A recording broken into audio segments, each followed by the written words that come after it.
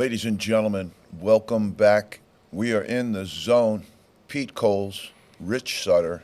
It is absolute hoopla out there in the basketball world right now. It is absolutely going off, and this is the time of year that basketball fans absolutely go crazy for. Right now, you're preparing your Madness is taking over. It's about ready to go. It comes up on that beautiful St. Patrick's Day. And by next Sunday, we'll have a good idea, Pete, of who's in and who's out. We'll get a chance to chase the algorithm a little bit and see what the selection committee's mindset was on some of these picks that they're going to have in the upcoming. They're going to go into session and they're going to go into deliberation and they're going to come out with what they feel is the best field in the at-large selections.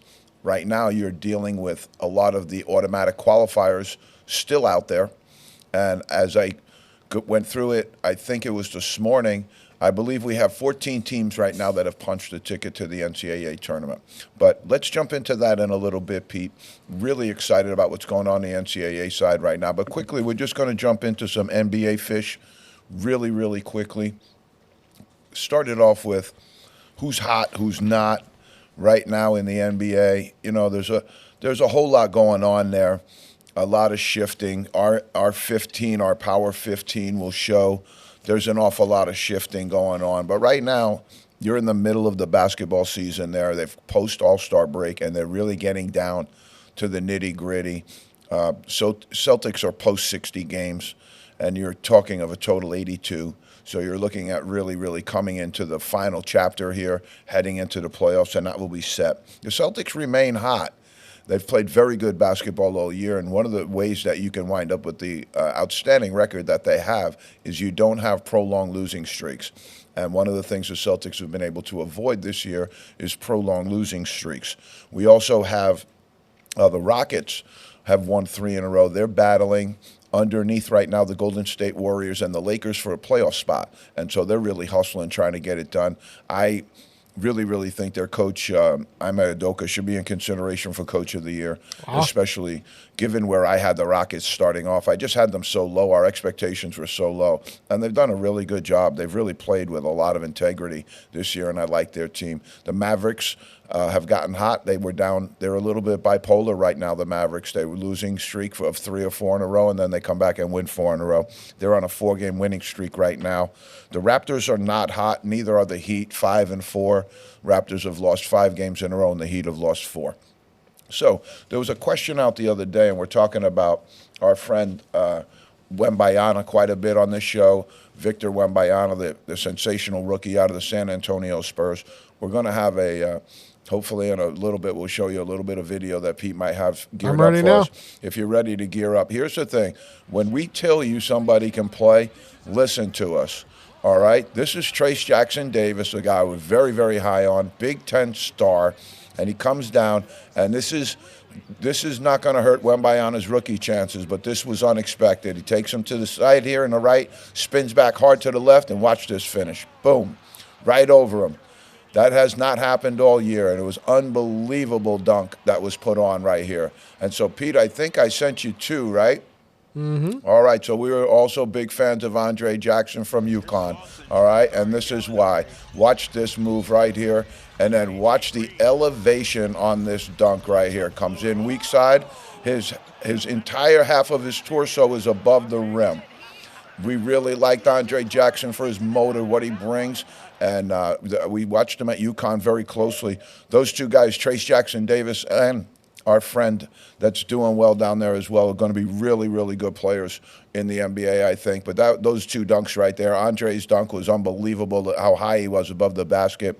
And Trayce Jackson-Davis taking it left side and putting it on Wembanyama, that's not going to happen every night. He's an unbelievable shot blocker. He's also very intimidating as well. So when we give it to you here and in the zone, you can believe it. You can believe it. Both those guys Both those guys, drafted a little bit further on down where they should have been drafted, I thought, especially Trace Jackson Davis. And he's had a really, really good Rookie of the Year. He will not be in Rookie of the Year consideration, but he's had a great, great, solid year. And I think the Golden State Warriors are happy with that pick. All right, let's just go through some of the NBA stuff that has happened in the last bunch of years. We're going to talk about the picks and what you just saw there with Victor Wembanyama. I think right now it's interesting to make a case that he is going to go down as one of the great number one picks of all time, though. I mean, step aside from that dunk there. He's a generational talent in the game. He has an unbelievable wingspan. He's got great feel for the game. He also possesses a good skill set. And so we're looking at the number ones for the last bunch of years. And so he was taken in the last draft, and he was, to the Spurs. That's a really, really tough one to beat. But let's go through the others that have been taken, and let's see how we fare up. Number 2, a year back, was Banchero.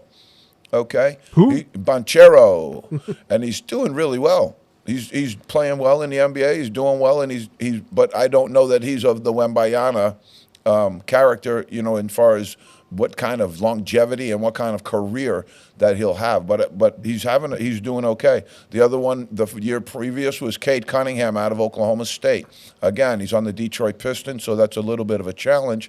But right now he's playing basketball at a very high level in the NBA, former number 1, and I don't think he's embarrassed himself at all. The fourth guy here from 2020 is Anthony Edwards.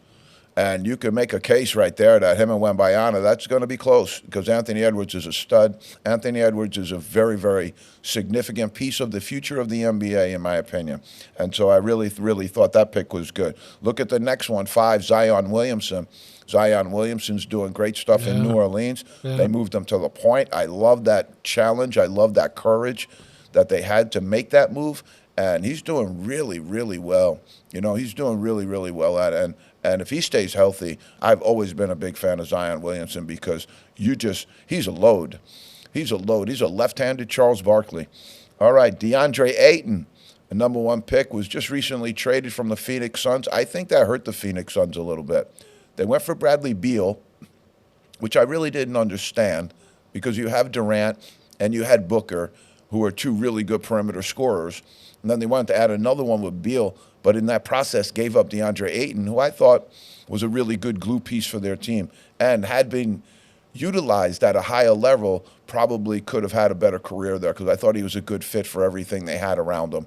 But he was recently traded. I think he's got a bright future in the NBA still. Markelle Fultz, number 7, number 1 pick. You could question that pick and say, it didn't turn out probably for the best, but he's back in the NBA doing well, and he's really producing well in the NBA right now. I'm very happy to see that as well, because some of that, the shooting woes sometimes can be in the psychological frame, and that's difficult to overcome. So he's courageous, and I give him credit for that. And when we're talking about that bang bang, right next to it is Ben Simmons, and it's ironic to see that they're both number 1 picks, and they both kind of struggle with that same psychological shooting flaw that they both have. In the NFL, they call that the yips. Yeah, it's in golf, they call the same thing. It's just one of those things where when you're performing at that high level, it's very, very difficult. But shooting the basketball can be very mental at times, can be very psychological at times. And the great ones that shoot the ball well have very short-term memories. They don't remember what happened a little minute ago. They just keep shooting. They just keep producing. Sometimes gentlemen can get inside their own head. Andrew Wiggins in 14, Golden State Warriors. Wembanyama certainly probably a better fit than that. All right, so we're going to go right into our fish for NCAA. And right now, the NCAA, whole lot of shaking going on. College basketball, holy Moses, there's a whole lot of shaking going on, and we absolutely love it. It's been really, really exciting, and there's been a lot of different shake, a lot of rattle and roll, as you said, Pete. So let's get to it right away, all right? I got one for you right here, and this is funny because both of these coaches have been relieved of their duties, and it was a little bit ironic because it happened after I posted this. I kind of go through the week, and when I see things, I write them down. When I see things that interest me, I put them down through the week, so we have a number of different things that are relevant to talk about in the week. And this one I wrote down a while ago, but then subsequently both the coaches were relieved of their position, so I thought it was a little ironic. But this was a halftime score from last week. Pepperdine, 58. That's a lot of points in halftime. Pacific, 9. I don't know that I've ever seen a halftime differential like that in major college Division I basketball. Coaches were both relieved of their duties. Unfortunate, Lorenzo Romar. Pepperdine seems to be a difficult job. I'm ready. I'm ready to go. Both there. halves of that equation were relieved? I'm ready. Yeah, both pieces of the equation. No kidding. Yeah. And then the Pepperdine job we talked about was open last week, and as I said to everybody on the show last week, I'm praying that they call because that's my spot. Malibu Beach and me would probably get along really, really well. I think you could recruit well out there. Yeah. All right. We talked about this as far as now you got to get your bracket ready. All right. We're at that moment. This is probably the last show we will have before the bracket comes out. And so we wanted to talk to you. We talked to you about this in previous shows, and this is important if you think statistically this has shown up and proven historically. And if you think that that could happen consistently or this could be an anomaly year, obviously fill out your bracket on either way. But one of the things that we mentioned is teams that have been very successful in the NCAA tournament have generally had pretty good numbers, efficiency numbers on the defensive and the offensive side of the ball. You'll see some teams that have amazing efficiency numbers offensively, but then defensively they really struggle. And then that doesn't really produce that for a good team in the NCAA tournament. Those teams generally, by and large, are the teams that get knocked out.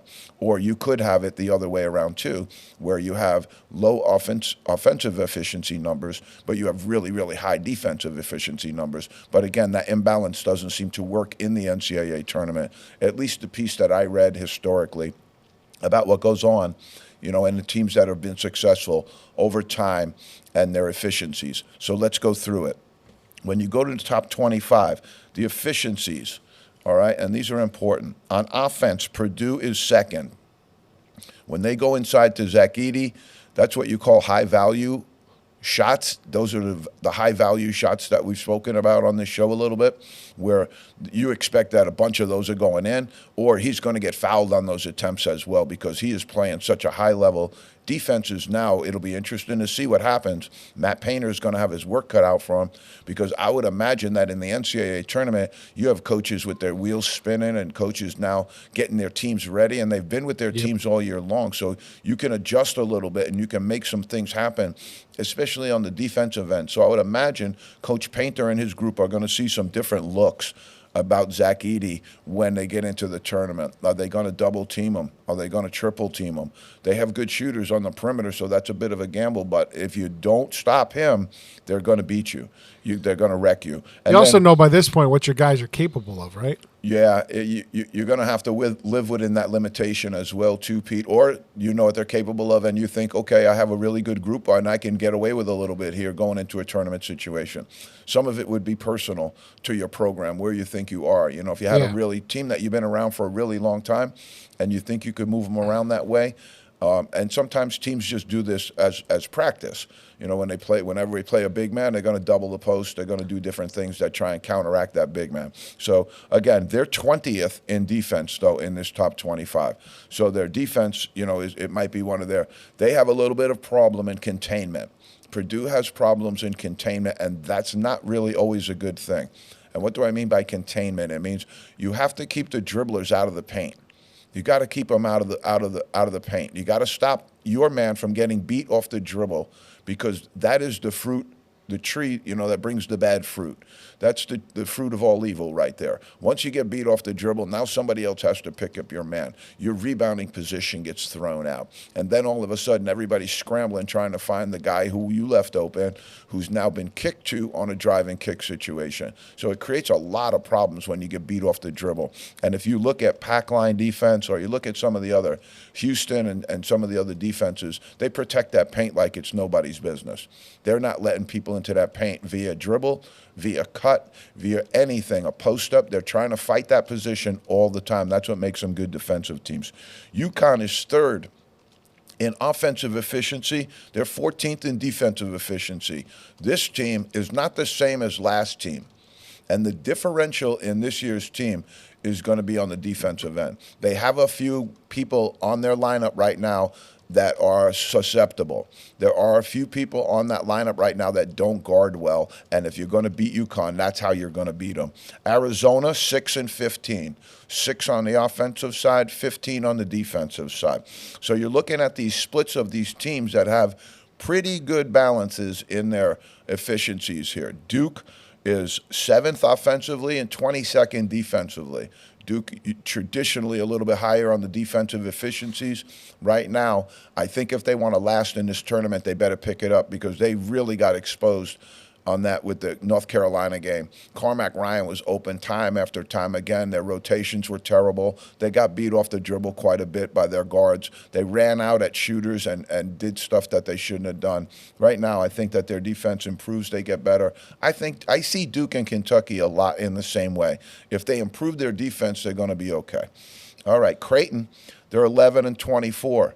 So that's a good balance. I thought they'd be a little higher offensively.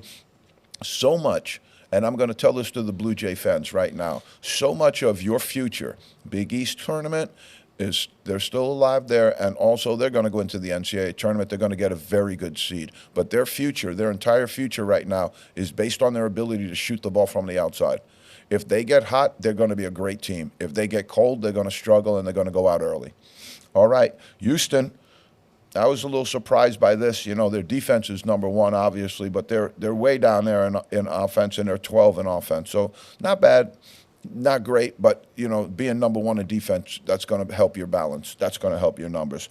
Auburn is 14 and 5. Pretty good balance. A little bit low on the offensive side, but they rebound and play defense really, really well. Tennessee is 20 and 3. Their defense is very, very good. We've talked about this, and this is where they struggle at a little bit, is when you pack that defense against them and make them shoot from the outside, make them rely on their perimeter shot. I think you can catch Tennessee there, but they're really, really good on the defensive side. Marquette is, 22 and 16. 22 and 16. They've got a ways to go to improve there. And without Tyler Kolek in the Big East tournament, they will not have Tyler Kolek, I think the best point guard in the country right now.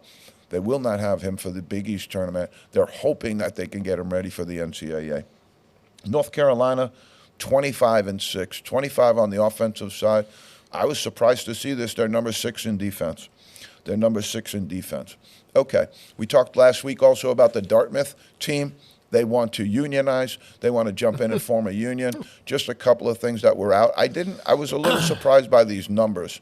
They are unsupported in this poll, 55-45 over the total poll. I thought the numbers would be greater than that. But it was 55-45. Thought it'd be more lopsided? I thought it would be. I thought it would be like 75-25, but I don't see too many polls like that anymore. So I don't know about some of these polls anyway, but this was just a poll that came out. Okay. It was interesting that the demographic in the poll went as we went from younger to older. Younger people in favor of them having the ability to unionize, and as you got older into the demographic, less favored. Well, because they've seen longer periods where it hasn't been so. You know what I mean? Like they know a past where that wasn't even talked about. It wasn't even brought up. What I'm finding is the younger people, that's what they hear all the time. So they're more likely to entertain that idea. And I was a little surprised by this as well because union membership is on the way Yep. down. You know, we're talking about like 6% of the country that works belongs to a union. You know, so it's way down. And I understand what they're trying to do. I just think this is kind of a Trojan horse. Yep. Politically, in the poll, obviously, there was some deviations as well. The political deviations it was much more favored by Democrats than it was by Republicans. No surprise there. Mm-hmm. Okay, Pete, let's jump into the Power 15. All right, our Power 15 is our NBA Power 15. We love this. We've got graphics, and we just Really, really excited to report to the Boston Celtics fans. You know, you're deep into this right now. You're 65 games in. You got 82 to play, 17. You're going to get a great seed in the playoffs. It's been a great year. It's been a Yeah. great year for the Boston fans. OKC Thunder has snuck into the number 2 spot. Here you're going to see the West Coast jump in and dominate a little bit, and the 2, 3, 4s, and and moving on down. Then the East kind of regains its footing down lower in the poll. But right now you're going to go OKC Thunder, looking pretty strong here. They're 45-20. I like this team. I've talked about Shea Gilgeous-Alexander. They got a nice team. They're going to be tough for somebody in the playoffs. Minnesota Timberwolves 45-21. This is Anthony Edwards. Now, the big cat's going to be out. It was a meniscus, had surgery. They're talking a month. So you're talking he could miss some of the playoffs most likely. Maybe not. Maybe he'll get ready in that time, but it's certainly a month off isn't going to help his conditioning and his stamina levels. But that's going to be a big injury for them. We'll see if they can sustain. The Clippers move into the 4 spot. They seem to have really, really formed a rotation there. They have had some injuries and some different stuff. Kawhi Leonard now has a back injury, some different stuff. But that's kind of the normal stuff that goes on with their lineup. They have a lineup that's a little bit on the older side. And so you're going to get some of that back injuries, sore knees, and different stuff like that. I think they've been pretty judicious about moving it around, though. They haven't seemed to have too many guys missing at one time. And Westbrook comes off the bench, and Harden's, producing at a good level. That team is a tough playoff team, I'll tell you that. Cleveland Cavaliers are really, really one of the great surprise teams of the year. They're doing great stuff. They're really, really playing at a level that I don't think anybody thought they would. And where I would look for the Cavaliers, though, is really, really going to be difficult is, who you're going to draw in that first round of the playoffs. Who are you going to get? You've elevated to a position, but you're going to wind up with the Miami Heat. I don't think Cleveland wants to see the Miami Heat. Milwaukee Bucks in the 6th spot. They're 42-24. Doc Rivers has the boat kind of uncapsized, brought it back on shore, and we're rolling now. We're going to get it back out to sea and see if we can make that playoff run. I think they're doing pretty good. They have a lot of talent on this team, but again, so much in the NBA is how much of it depends on your injuries and when do they occur and how significant are the injuries. Are they long-term? Are they 7 to 10 day term? That type of thing. And so that you're going to see this coming down. A lot of this right now might be borne out to injury.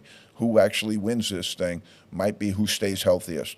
That's pretty much what was one of the things that was noticeable about the Denver Nuggets last year was they had immense depth, and they utilized that depth in order to keep everybody healthy by shortening up minutes on their great players because they had the really good bench that could do that.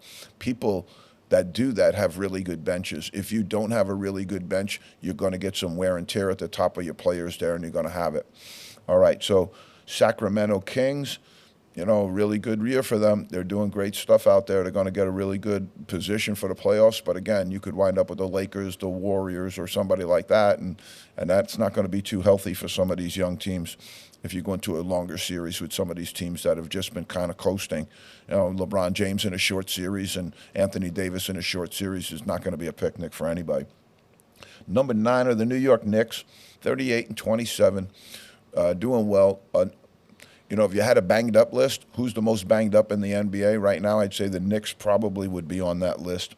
Phoenix. That's been for a little bit of time too, right? Yeah, Randall's been out, Yeah. for weeks now, Yeah. and OG Anunoby has been out, and they almost lost Brunson the other day. That would have been catastrophic, but I think they get everybody back by the playoffs. I think they'll be healthy by the playoffs and be ready to run, and I think they're pretty good.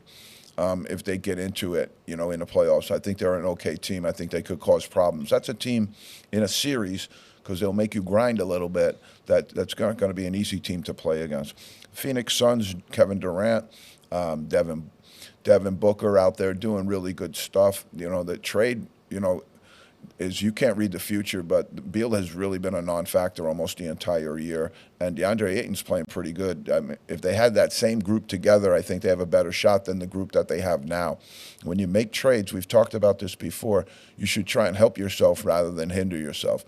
And sometimes you go 50-50 because you need a positional trade, like Rozier and Kyle Lowry this year. There was more just like we needed a point guard and they needed a scorer. Those kind of things are 50-50s, but then you want to look into it. Okay, who got the best of this deal? Who really got what they needed and helped them? And I don't know. That's what we're going to – I don't know about that Phoenix trade. We'll see. Dallas Mavericks, they've picked up Kyrie.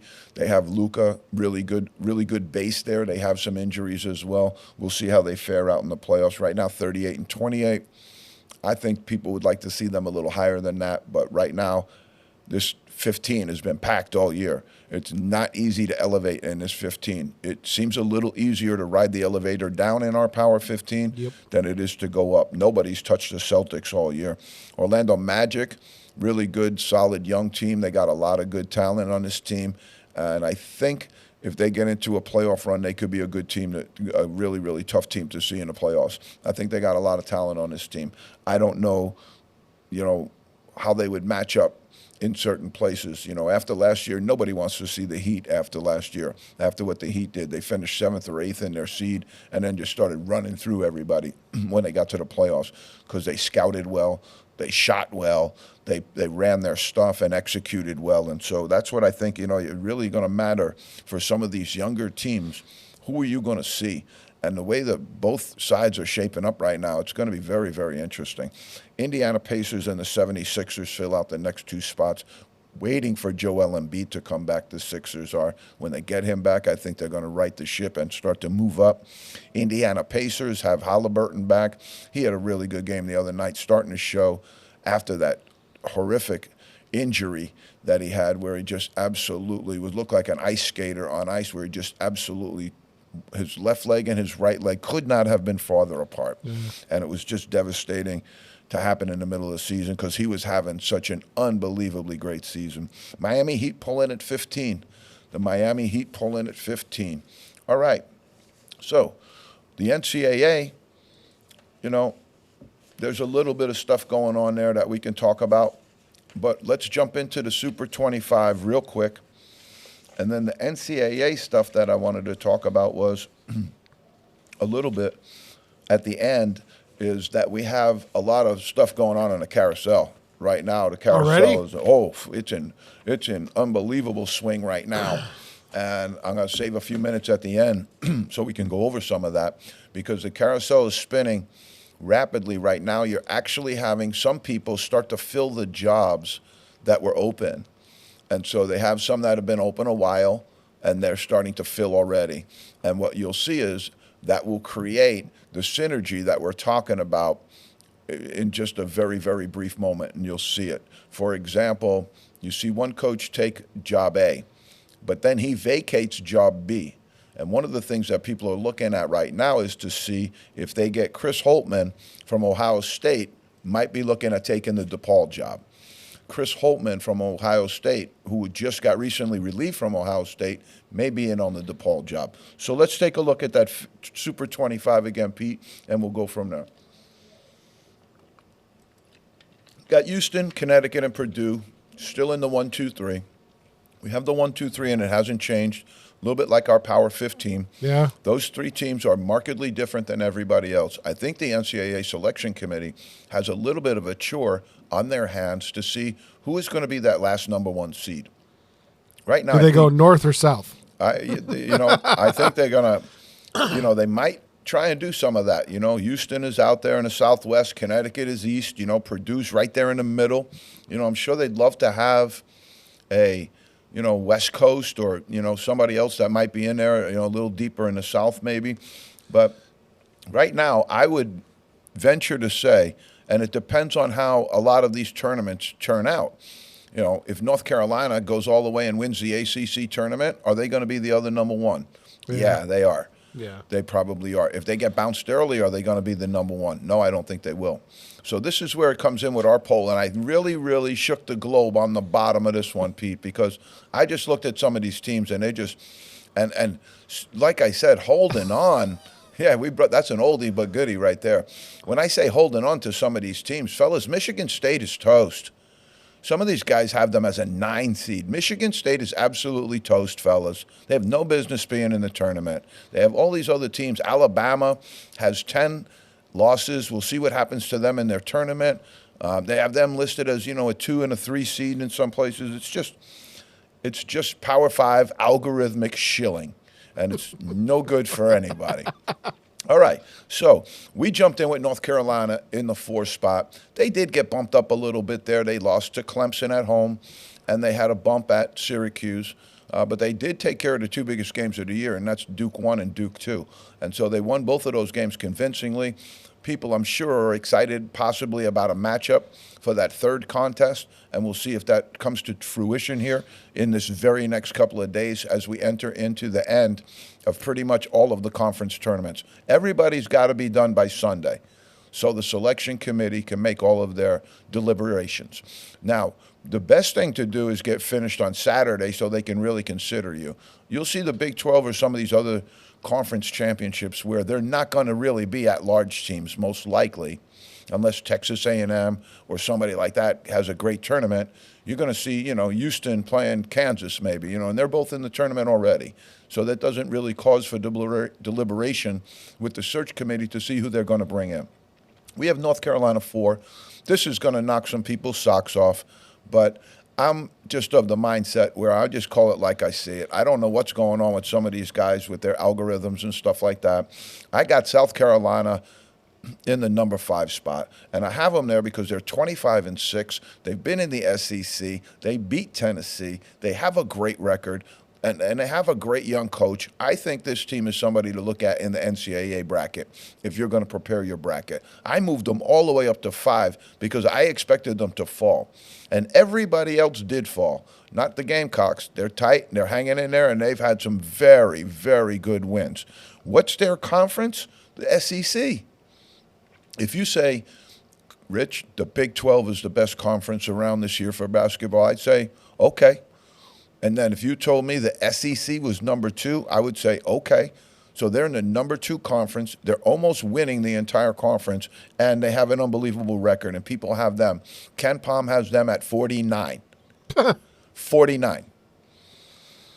Tell me your algorithm's not broke now. In what universe?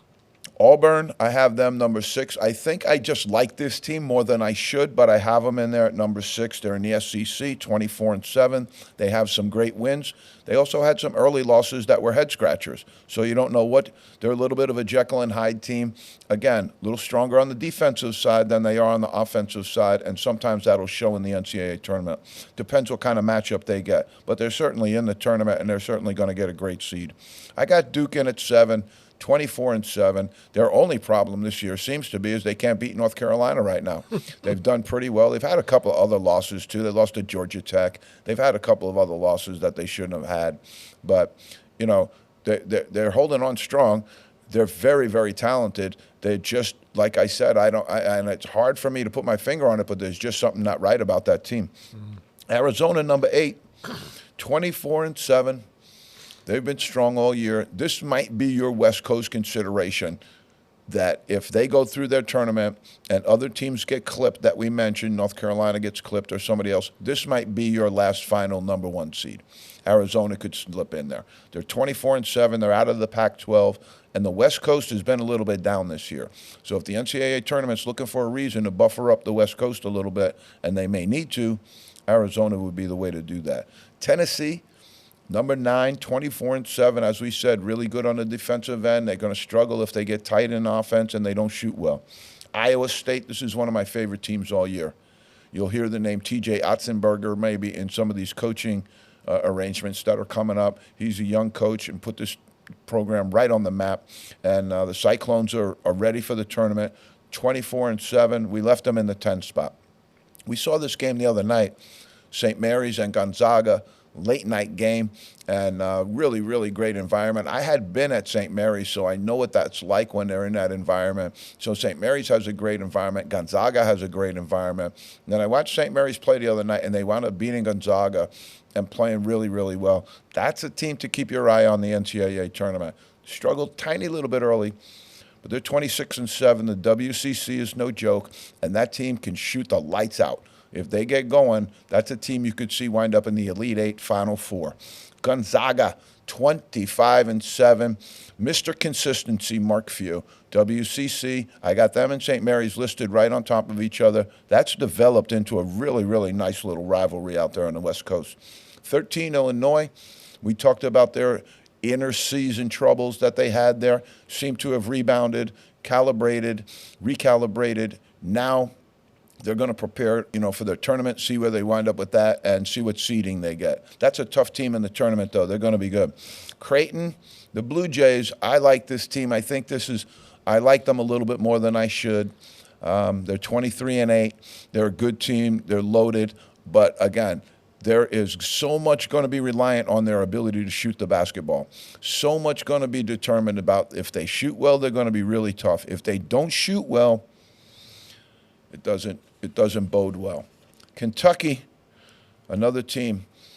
Anybody in the orbit of Coach Calipari, tell him, call me. I'll come in for 2 weeks, and we'll get that defense straight, and we'll get it right, because that team could win the national title if they would just get into a defensive stance, help each other out, cover screens the appropriate way, and do things just a tiny little bit differently. Kentucky 23-8. The SEC was a beast this year. The SEC was an absolute beast this year. Okay, you're hearing this name a little bit in some of the coaching circles for some of the jobs. Coach Drew out at Baylor does a great job. But I think one of the things that happens when this carousel goes up as well is that there becomes this unrealistic chant of names for certain jobs. And you're looking at the job and saying, okay, they're talking about Scott Drew, maybe going. He has one of the best jobs in the country right now at Baylor. In terms of what does that mean? What creates the scenario for a best job? Resources. Do you have NIL money? That's a huge resource right now. You're accessing the portal. Can you get players that want to come to your program out of the portal? That's huge right now because there's a bunch of them in that portal. Right. Okay? Then what does your home court look like? What's your arena look like? Because they're going to be spending, as we talked about, inordinate amount of time playing games there with teams that you pay guarantees to. So it's going to be a little bit rough that way. But this Baylor program has been really, really good. That's where I say, like when they say, well, Scott Drew might be going over here and Scott Drew might be going over there. I said, why? Why would he do that? He has one of the best jobs in the country. Why would he go up and just take another good job when he has one of the best jobs and it's going well? Generally, look at Louisville. Excuse me. Look at Louisville right now. You have Louisville, it's open. They just went through and fired Kenny Payne. Now, who wants to jump on that grenade? Right. Who wants to go and light themselves up in the middle of the street with a Bic lighter and a can of gasoline? Who wants to do that? Now, are you telling me that Scott Drew wants to do that because they're going to pay him $500,000 more? I don't think so. Are you telling me that Scott Drew thinks that that's a better resource program than the one he has right now? I don't think so. Do they have a better home court arena or anything that you can say, wow, this is really different over here. You should come. No, they don't. And so we're going to talk about that in a few minutes. Before you get rid of your coach, you better tell me who you got. And then the Louisville situation, that was 2 years. That was only 2 years they left that gentleman in the job. That's a short amount of time. And then to pull the trigger like that, I'll tell you what it means. It means there were 200 people, 200 resumes better for that job. That's what it means. Okay, 17, BYU, 23-9. They're playing well. All of the aforementioned teams that I talked about, Creighton, some of the other teams that rely on shooting, this is the same thing right here. If BYU shoots the ball well, they're going to be dynamite team in the tournament. If they get ice cold, they're going to have a rough night. Utah State, same thing, 26-5. There's a lot of people that don't even have this group in the top 30. Ken Palm doesn't, I don't even believe has them in the top 30. This team is really, really good. They play in a very, very good conference and don't want to get matched up against them in the NCAA if you're one of those Power 5 conferences. I can assure you that. All right, 19, Nevada. They're talking about Steve Alford for some different jobs. Now that's a guy that might make sense because the Nevada job isn't as heavily resourced as some of those other jobs can be. And so there's a chance that you might be able to grab him and say, okay, I don't think Indiana's going to open, but I was always surprised they never brought Steve Alford home and had him coach at Indiana. But It is what it is. But right now, Nevada, I'm putting them 19 because they have a very good record, 26-6, and they're in the Mountain West, and they're doing very, very well. You know, you're playing against really good teams out there. You're playing against San Diego State. You're playing against New Mexico, the Pit. I mean, who wants to go there? I can tell you, nobody. That's a tough place to play. All right, again, some of these I'm pulling because I just respect what these coaches and these programs have done, and I'm not going to sit there and be a Power 5 shill because everybody wants Michigan State to take another trip through the NCAA. Not with 12 losses, they don't. Okay, not on my watch anyway, Pete. South Florida, 20. This coach has done a miracle at Kennesaw State. Took over this program in a short time. I mean, this is unbelievable what they've done there. This is 23-6. Again, Ken Palm taking them to the woodshed. But this team right here has done very, very well. And you know, the American Conference is no joke. Some of these conferences, you have the mid. You know, there's, like we say, there's 3 levels of everything. You know, there's the top, the middle, and the bottom. You know, but that's a little nuanced. And when you say that, there's probably 3 levels of 3 levels. And when you say that top level, there's probably 3 levels of that, where you have Duke all the way down to Indiana State, you know, and then it starts with the mid-majors of UMass and moves all the way down. So there's a lot of shifting and stuff there, and it depends on your coach, depends on your program, depends on a lot of things. But Utah State and Nevada, I don't think anybody wants to run into them in a tournament. South Florida, I don't know if they're on the list of teams that are already in. If they're not in by virtue of a bid, they might be in trouble with the NCAA selection committee. All right, San Diego State, I've liked this team all year. 22-9, though. They've had some losses. They got to get it together, but they seem to always get it together come tournament time because they made a run to the Final Four last year, if people remember. Drake, I put in Drake because this team's 28-6. I got a chance to watch them play the other night. They're pretty good. I wouldn't sleep on this team. And I think they've already punched a ticket, and they're out of the Missouri Valley. Nebraska, the mayor, coaching out there in Nebraska, doing a good job. Freddie Hoiberg. They're 22-9. They're in the Big Ten. I'm going to give them a look. They're 3rd in the Big Ten right now. That's why I'm giving them a look, because they've sustained and they've hung in there. And then you've got, I'm going to give you 2 right here that I can't believe people aren't giving them consideration in the top 25 in most places. Ken Palm and the other places don't have them. James Madison went 31-3 this year. They've already punched the ticket for the NCAA tournament. But if you want to know the hottest name that'll be out there, I would say last year the hottest name in college basketball, and nobody got him to pull the trigger, was Dusty May and his Florida Atlantic team when they went to the Final Four. Every single job that opened up, oh, Dusty May. Dusty May might go there. Hey, Dusty May might go over here. Dusty May didn't go anywhere. But the name you're going to hear this year, and I'm going to give it to you right now because we love you and you're in the zone, Mark Byington. Mark Byington will be the new hot name. Now, West Virginia might think they got Byington locked up, but I wouldn't be so sure of that. And if Holtman goes to DePaul, that would be considered a retread move. But if Sean Miller takes Ohio State, that's going to open up Xavier, and that's another really, really good job. But I have James Madison in here at 31-3, and this one's going to knock your socks off, Pete. This is Will Wade from LSU fame on the FBI wiretaps. We're going to put him in. McNeese State is 30-3. They've punched a ticket. They're going to the dance. In 1 year, I don't know how he did it, but I'm sure people could surmise. Check the wiretaps again. I'm sure people could surmise. You might want to go back to the wiretap and hear what they were saying. Maybe that's what they did at McNeese. Who knows? Who knows? But they have NIL now too, so they don't have to mess around like that anymore. It's one of the things too is Will Wade. You know, there's one of the guys, one of the only head coaches in that whole thing that wound up losing his job and wound up going down to McNeese State, and he's doing a good job down there, obviously. But, you know, they're talking about him being able to bounce back right now and wind up with one of these Power 5 jobs. So that's another name, Will Wade. You might see him just, you know, bounce right out of McNeese and wind up somewhere else. Here's the group of teams right now that has punched their ticket to the NCAA. We got 14 teams, and this is really, really exciting. These are all pretty much lower-level teams because all of the big conferences will conclude this weekend. you'll get it right into Thursday, Friday, Saturday. Today's one of the biggest days in college basketball. Friday's an unbelievable day. Saturday, just get the chips and dip ready and don't leave the room.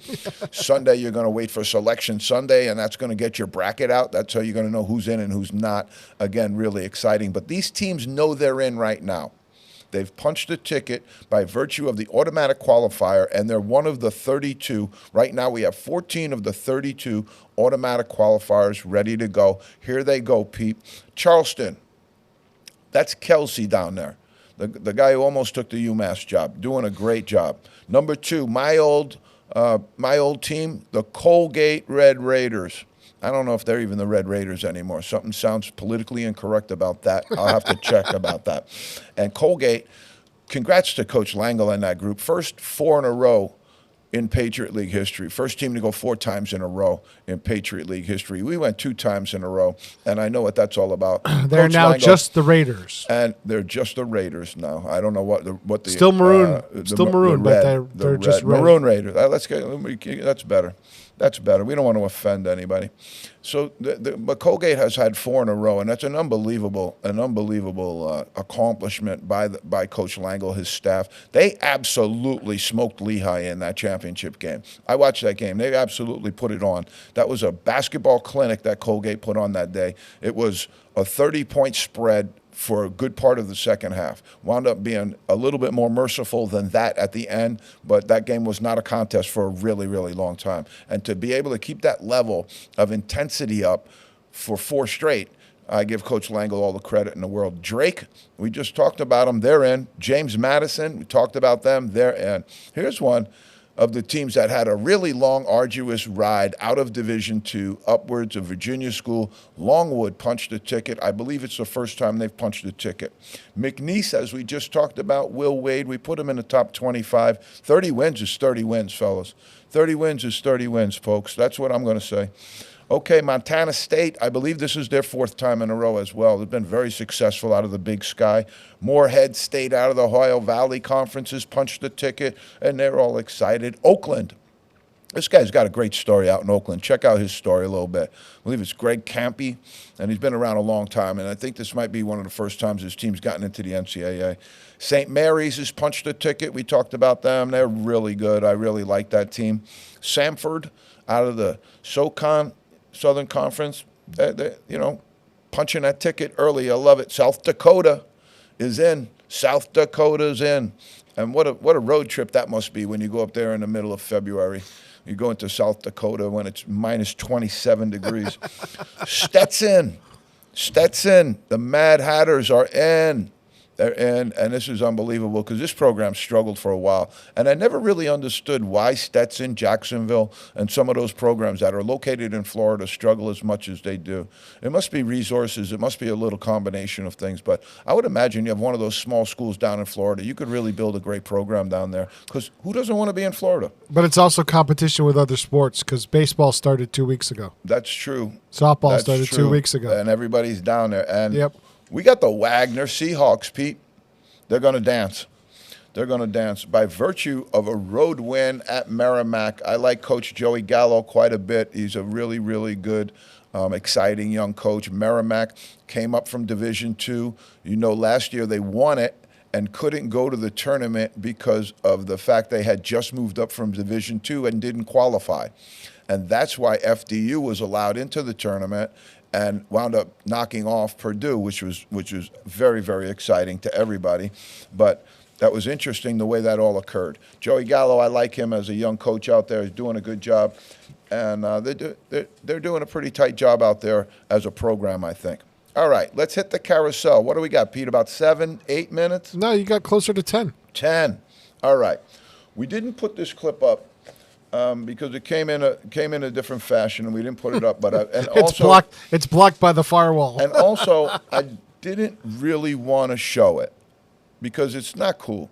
But the SEC championship game for women absolutely devolved into a sideshow where there was just physicality, and I'm gonna call it now. We have Dirty Draymond and we have some of the other players, Dylan Brooks, we call it Dirty Incorporated, players are just out there trying to hurt people, throwing cheap shots. Well, unfortunately, we're going to have to put Angel Reese into that category. Folks, she's no angel.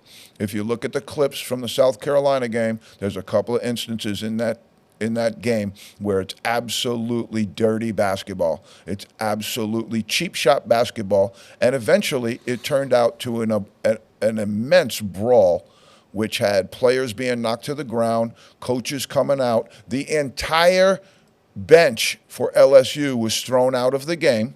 Wow. And one of the young lady's brothers hurled himself over the scorer's table and wound up out on the court as well. Can't tell you about the level of dangerousness that has. But again, I thought that the coach, Dawn Staley from South Carolina, handled it well in her press conference and said that there's no place for that. It was embarrassing, shouldn't have happened. And that's a good way to look at it, because when things are heated, they can happen. Yep. And it's happened in the men's side plenty of times. This isn't going to help women's basketball because it doesn't help men's basketball when it happens as well. But I think the way it was handled by Coach Staley was excellent. I was really disappointed in Coach Mulkey's response from LSU. Her response basically was, I wish she had pushed Angel Reese, who's bigger and I guess a little tougher. I don't know. I saw Angel Reese going the other way personally. All right. Somebody had some brains. The carousel's in full effect. The carousel is in full swing. So we're going to talk about what's happening now. Is you got some people on the way out, unfortunately. But we're not talking about anything out of school. This has been in the media. It's been named, and schools have made announcements about them departing from their coaches. So I don't feel like we're not subjecting anybody to rumor mill here. We're not doing any of that. We're just reporting on what's available right now and what's out there right now. Okay, so in the carousel, in full swing, Louisville just said goodbye to Kenny Payne after 2 years. Go back to whoever was on your search committee 2 years ago that decided to hire Coach Payne, bring him in, and then only give him 2 years. And now I don't know what the payout's going to be there, but it's going to be in the millions. It's going to be in the millions. After 2 years, you have to now change lanes and go find a new coach. Depending upon what your players will do, what will they do? They might all head for the exits. They might all get into the portal. They might all look for better NIL deals right now. So your program Louisville program has never, ever been on shakier ground. So whoever was on that search committee 2 years ago, don't call them back. And if the AD was the guy who made the call last time, don't ask him to make the call this time. I'm sure they're going to come in with a search committee, and they're going to come in. I'm positive that they're going to. This is what happens now. These schools bring in search committees and search groups, and that they triangulate out. And the search groups are effective and do a good job. But what you're seeing now is the schools don't have as much hand on it as they do. And then you say, well, they gave us Kenny Payne. Well, that's not exactly how it went. You said yes to it. Travis Ford, I think we called this one. I didn't like the way it was done either. From what I heard and the reports I heard is that they told him before the tournament that he wouldn't return. And now St. Louis finished in last place. Coach Ford, formerly of UMass, I got to meet him a few times. He's a great guy. He's going to be in a situation. Maybe he'll go look for a job, maybe not. He's been in it for over 20 years as a head coach, so that might be enough. Ohio State, Coach Holtman is gone. They're talking about possibly having Sean Miller take that job as well. DePaul's been open for a really long time. The couple of names that I heard there were Holtman's name from Ohio State. And I also heard that they were talking to Porter Moser from Oklahoma, but I think that was a head fake. What's a head fake, Pete? A head fake is when a guy has a job and he wants to get paid more money.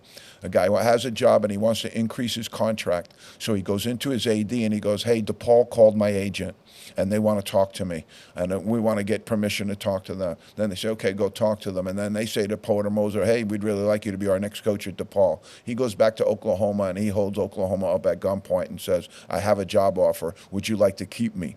And that's the way this thing goes sometimes. So that's what's referred to. That's what's referred to as the cash head fake. And right now, from what I was told, Oklahoma didn't bite on the head fake, and kudos to them for not biting on the head fake. So DePaul, they're going to have to find somebody again. What was the value of getting rid of your coach in the middle of the season if, as of right now, today, you still don't know who you're even talking to? Yep. It's unbelievable. And You're not allowed to be talking to these guys that are still coaching their teams. They still might be playing in a tournament somewhere. You shouldn't be talking to them either, and the coaches shouldn't be talking to them. Detroit Mercy, we talked about them all year long, and we rode the train with them on the Young and Winless, and they went all the way up, and they were the first team to jump off board on the Young and Winless, but that wasn't good for Coach Davis, who's now going to be unemployed. I don't know if he'd be interested in coming back. It's interesting of note that I believe he took over for Bobby Knight and had Indiana in the national championship game and lost in the national championship game, but now has bounced around to a couple of different jobs, and Detroit Mercy, the last one, and they won one game this year. West Virginia got rid of Bob Huggins. They had an interim coach for the entire year, and right now they still don't know what they're doing. Again, maybe they're talking to some people who are still playing. They're talking to some coaches who might still be in the mix. That's why we say there's not a whole lot of value to getting rid of your coach in the middle of the year. Now, what they did with Huggins, they did with Huggins in the beginning, and they had it. They had no choice about that. I get that. But then you had all year to get ready for who was your guy. And so right now they should have a good list, and they should be ready to go. We'll see. We'll see. William and Mary parted ways with their coach after 5 years. Washington relieved Mike Hopkins of his duties. Pacific, aforementioned, 9 points at halftime. That's going to get you fired just about every time. And now you have Gardner Webb open because Gardner Webb was taken because Tim Kraft took the West Carolina job. So that's what we talk about with the carousel, creating an opening that creates an opening that creates an opening. So we'll keep an eye on that one. Tim Kraft went to Western Carolina. He was at Gardner Webb. Now Gardner Webb is open. Who will take Gardner Webb? That might create another opening there, and so on down the line. Here's the people that have carousel filled. All right? The carousel filled with a couple of names that we have already. There's one out there, Hampton, that hasn't been done yet. It looks like, I believe it's Ivan Thomas from Georgetown is going to take that job. But we do have with Bryant, that was opened in the middle of the year when they had a little bit of a skirmish with their head coach, Jared Grasso. But they quickly, and I thought Bryant did a pretty good job there, they quickly jumped in and they named Phil Martelli Jr. to be their coach for good. And he took the team this year, did a really good job. I think they made a wise decision there by lifting the tag on him and giving him the shot. All year long, we've talked about Fairfield Stags and having an interim coach as well, with a little bit of a skirmish that occurred at the beginning of the year. Chris Casey took over the team and did an absolutely sterling job with the team. I know Chris Casey. He's a great guy, and they lifted the interim tag on him. They must watch In the Zone down there in Connecticut, Pete. Coastal Carolina, Justin Gray is going to take that job. That had a long time coach there for many, many years at Coastal Carolina and just retired recently, and Justin Gray is taking over there. Old Dominion, Coach Jeff Jones suffered a heart attack in Hawaii, decided to go ahead and retire from that point on out. They had an interim with Kieran Donahue that had taken over, and Kieran Donahue did not get the job. They wound up hiring Mike Jones, who's an assistant coach and also at one time had been the head coach at DeMatha High School, which is the famous high school of Coach Morgan Wooten. And as we said before, Western Carolina, Coach Tim Kraft, and he took the Western Carolina job. He vacated the Gardner Webb job. What do we got left, Pete? About a minute and a half. Got a minute and a half. Okay, so here's what we're going to tell you folks right now. Get ready, because in the next 1, 2, 3 days, you're going to have the best basketball that you've seen all year. And it will be as good as the NCAA tournament. When you get into the conclusions of these conference tournaments, you are absolutely going to see some of the best basketball you've seen all year. Here's why I say that. One of the things that you have with conference tournaments is you have a situation where everybody knows everybody by then. The teams have played during the year. They've developed rivalries with each other. The players have played against each other all year. The coaches have coached against each other all year. So it really comes down to, if you really want to get into the really minuscule of it, it really comes down to layups and free throws. And that's the whole bond. That's who's going to win in advance here. It's going to be who takes care of the fundamentals. But I want to say this to our In the Zone fans: This week and next week is going to be absolutely hot in the college basketball world. This show, Pete said a minute and a half. I thought we had about 30 minutes left in the show. That's how fast today went. And I anticipate next week's going to go as fast. But we're right here for you in the zone because we are absolutely glued into this thing. We're going to watch about 50 games in the next 3 days, and we'll have a bunch of stuff to report for you. But again, me and Pete will be back next week ready to go. I got to get outside today, folks, because it's 67 degrees and beautiful here in Westfield. Got to go out and hit a few golf balls. You guys stay well, and we'll see you next week in the zone.